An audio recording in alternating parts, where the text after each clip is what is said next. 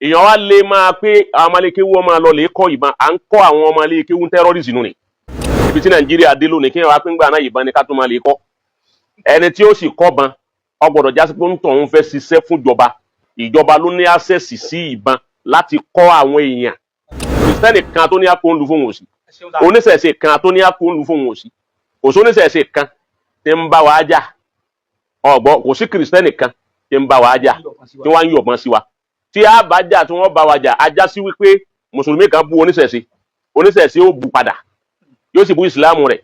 àbí oníṣẹ̀ṣe kan bú ìsìláàmù mùsùlùmí kan náà dìde òun ló bú ṣẹ̀ṣe ẹ̀ padà ó ti bá wọn ìjà orí ahọ́n ọ̀gbọ́n kìtàlù lizard ìjà orí ahọ́n iná là ń jà nígbà àwọn yìnbọn là ń jàjà orí ahọ́n ìsáré lè yọ̀bọ̀n ọ̀gbọ́dọ̀ já pé mùsùlùmí ní ọ̀kọ̀ọ̀kọ̀ máa sọ̀rọ̀ ká lè kọ́bọ̀n ọ̀rọ̀ yẹn ó rùn létí pẹ̀lú ọkọ̀ tí wọ́n ti sọ ìsìlámù tẹ́lẹ̀ ń túmọ̀ ọ̀rọ̀ terrorism àmọ́ ká ní kí mùsùlùmí àwọn ọmọlékéwú ọmọ lọ lè kọ́ ìbọn kí náà wọn ti khalafa al-kitab wa sunnah kódà bí yẹn mú àyà kúránì wá mbẹ tó sì mú àdìsí wá mbẹ àtàyà kúránì àtàdìsí wọn kò yé ọgbọ́ understand the tọ́lọ̀ ń wí ọgbọ́ rúbà kọ́rí ìlkìrá kúránì min ghairi fahm.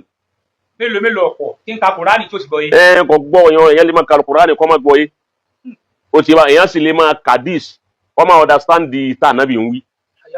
tí bá ànábì ọ̀hún náà ní sọ fún wa níjọ́ tí wọ́n darí ogun kan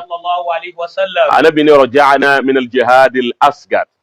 ogun tá a darí yìí o ogun kékeré ni wa amamana al-jihad al-akbar èyí tó kù tá a fèsì báyìí ni ogun ńlá ọgbọ́ àwọn sàábé lógun o ní ogun ńlá ànábì ní jihad an-nafsi yani mujahadatu an-nafsi oníkálùkù wọn máa ja ẹ̀mí ẹ̀ lógun lóko àti wíìnì fún Islam àti gba kọ́ọ̀pù fún Islam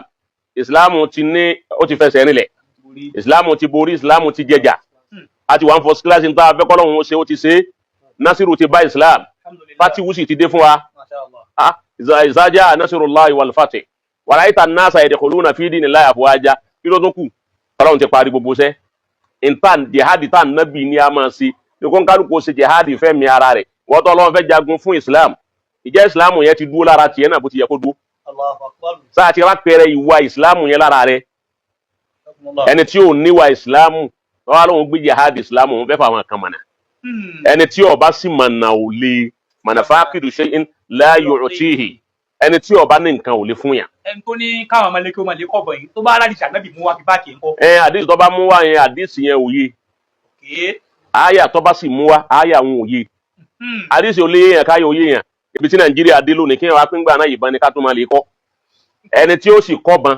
ó gbọ́dọ̀ jásí pé ń tọ̀ ń fẹ́ ṣiṣẹ́ fún ìjọba ló ní access sí ìbọn láti kọ́ àwọn èèyàn gbọ́ láti kọ́ àwọn èèyàn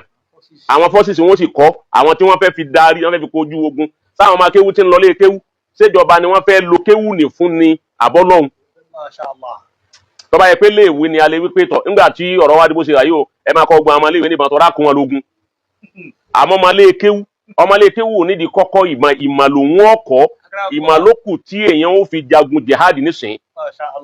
àtiwà gbọ́ jihad al-ilm wal-akhlaq so ìwà yìí lálẹ́ Kùránì sì pé wá sí gbogbo ìgbà ní Kùránì máa ń sọ̀rọ̀ nípa ìwà Kùránì yìí sọ̀rọ̀ nípa bá a ti gbé pẹ̀lú Yehudi ó sọ nípa bá a ti gbé pẹ̀lú Nazara ó sọ nípa bá a ti gbé pẹ̀lú àwọn ọ̀ṣẹbọ àwọn àyà tó wá lórí ọ̀rọ̀ wípé ká mú àwọn kan lọ́tàá pé àwọn mùṣírikí o àwọn ẹlẹ́bọ o ọ̀tá yín ni wọ́n yìí sọ̀rọ̀ ẹ yín gbọ́ Kùránì tó sọ bẹ́ẹ̀ pẹ̀lú àwọn àyà tìyẹn tó sì wà nínú Al-Qur'an Al-Qur'an náà ló padà sọ pé la yanhakumullahu anil ladhina lam yuqatilukum ìgbà tó kọ́kọ́ sọ̀rọ̀ àkọ́kọ́ usina lil ladhina yuqataluna bi annahum zulimu kéèyàn ó tó di wípé mùsùlùmí ọkọ̀ jáde pé òun fẹ́ jà ó gbọ́dọ̀ já sí pé àwọn ọ̀tá ìsìláàmù ló kọ́kọ́ dìde ìjà sí mùsùlùmí lákọ̀ọ́kọ́ tó ń gbà tá àwa lọ́ta kan ní Nàìjíríà yìí tí ó bá wa jà sáwọn kìrìsìtẹ́nì láàyè bá mọ́ ni àbáwọn oníṣẹ̀ṣe ọgbọ́n wàlẹ́ àlùkùwà ìjọba òfin ti wà á ní kọ̀ọ̀nù constitution Nàìjíríà a ní kìí sòfin sẹ̀ríà ìsìlámù là ń lò ń yà yín bí sẹ̀ríà àti ẹ bá ti sọ wípé kọ́ lọ lè kọ́ ọmọ a ní kọ́ níbí yìí a lọ bí wọ́n ti ń lo òfin ìsìlámù láti lọ kọ́ ọmọ mẹ́ ọtí láyé ànábì ọfà ni wọ́n lànábì aṣèwá yí ọfà sí ìbọn lónìí kó dìbọn iná làbí sọ pé bẹ́ẹ̀ bá ti lè yí ọfà tí ànábì ní kí wọ́n lọ lè kọ́ ẹ̀kọ́ àwọn ọmọ yìí tó bá ti wá yí sí ìbọn lónìí wípé ọfà àwọn ọ̀ràn mọ́ lónìí ìbọn lọ́ràn iná làbí sọ wípé àwọn nǹkan mí ń bẹ nínú àwọn àdíìsì náà tẹ́ mọ yí padà ń tá a fi lè yí ọfà padà síbọn ó yẹ ká yí àwọn nǹkan míì náà padà ń bẹ séyìí tí ń ṣẹlẹ̀ lóde òní wọ́n bá sì kò yí mu tó ti gẹ́tì bẹ́yẹn náà èèyàn wá lè máa pé àwọn ọmọlékéwú ọmọ lọ lè kọ́ ìbọn à ń kọ́ àwọn ọmọlékéwú tẹ́rọ́rìsì nù ni azọmọgbẹ bá ti kéwú tán o torí kò sẹ́ni tí ó ní agbára lọ́wọ́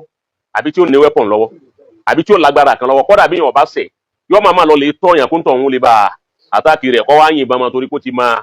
ìbá yìn gbogbo bí a bá ti gbọ́rú èyí ò ti bá wọn àwọn tí wọ́n bá sọ yìí wọn ò gbọ́n tá ànábì ń wúyé ni o ànábì kó tó wá ní a máa lè kọ́ bọ́n kò síbi tá ànábì ti sọ̀rọ̀ ìbọn ọ̀rọ̀ fàlà ànábì sọ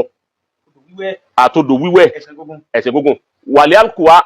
hadisi ni Sayyidina Umaru ni òun lọ sọ ọ̀rọ̀ náà kì í sà ànábì gan lọ sọ azaru ni Umaru lọ sọ pé alimu awladakum as-sibaha war-rimaya warukubal khayl ẹ kọ́ àwọn ọmọ yín ní àrèmáyà bí wọ́n ti ta ọfà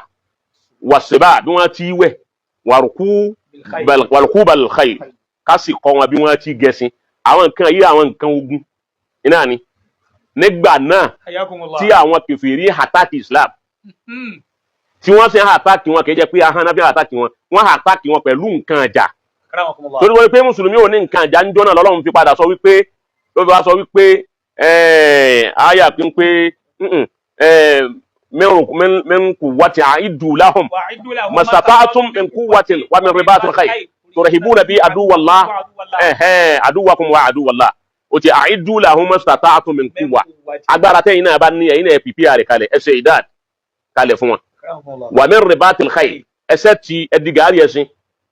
kẹ́yin náà get ready kalẹ̀ pé àyíbá àmọ́ wọn lè dé wọn bá sì ti ìwà gan tó rẹ̀ bú nàbí àdúwàkún wà àdúwàlá àdúwàlá ìwà àdúwàkún lọ́tẹ̀ èwo lọ́kọ́ tẹ̀lé lọ́kọ́ sáájú ẹ máa fi dẹ́rù bá àwọn ọ̀tá ọlọ́run àtọ̀tá àtìyín náà ń bọ̀ yín wà mímọ́ fẹ́ lò náà nìyà tó kí la fẹ́ lò ń bẹ̀ ni wípé nígbà náà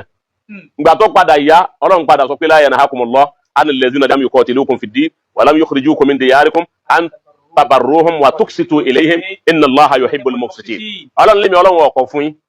ànílẹ̀dínà lámú yuqatilukum fid-din àwọn tí ọba yín jà nú ẹ̀sìn tí wọ́n disturb ẹ̀sìn wọn à disturb yín ẹ̀ ń kírun mọ́sálásí ẹ̀ ń ṣe ogun tẹ́ ẹ̀ ń ṣe halkọ yín ẹ̀ ń ṣe mọ̀tàmárátì yín ẹ̀yìn mọ̀lúdì ń ṣe mọ̀lúdì wọn à sì wá bá yín ká àtàkì yín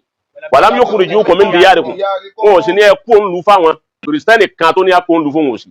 oníṣẹ̀ṣe kan tó ní á kó ń lu fún wọn ò sí kò sí oníṣẹ̀ṣe kan tí ń bá wa jà ọ̀gbọ́n kò sí kìrìsìtẹ́nì kan tí ń bá wa jà tí wọ́n ń yọ̀bọ̀n sí wa tí a bá jà tí wọ́n bá wa jà ajá sí wípé mùsùlùmí kan bú oníṣẹ̀ṣe ó bú padà yóò sì bú ìsìláàmù rẹ̀ àbú oníṣẹ̀ṣe kan bú ìsìláàmù mùsùlùmí kan ó dìde òun ló bú ṣẹ̀ṣe ẹ̀ padà ó ti bá ìjà orí ahọ́n ọ̀gbọ́n kìtàlù lizan ìjà orí ahọ́n iná là ń jà nígbà àwọn yìnbọn là ń jàjà orí ahọ́n ìsáré lè yọ̀bọ̀n ọgbọ́dọ̀ jẹ́ pé mùsùlùmí ní ọ̀kọ̀ọ̀kọ̀ máa sọ̀rọ̀ ká lè kọ́bọn ọ̀rọ̀ yẹn ó rùn létí pẹ̀lú ọkọ̀ tí wọ́n ti sọ ìsìlámù tẹ́lẹ̀ ń túmọ̀ ọ̀rọ̀ tẹ́rọ́rìsì ẹ lè rí àfa onísúnà kan tí súnà yẹn dẹ̀ yìí tọ́ mọ tí ń wí tí mímọ̀ yé tí ké wú yé tí ẹ jẹ́ pé lárúbáwá nìkan lọ́kàn gbọ́ ọ̀yẹ́ kọ́ mọ jìdòjìdò mímọ̀ lóòótọ́ ọgbọ́dọ̀ mọ̀ wípé kò sí súnà kan tó ní ká máa lọ lè yọ ìbọn ní dárò sílì Darul Harb ìlú tá a bá mọ̀ pé ìlú tá a wà yìí wọ́n ń kógun jà Islam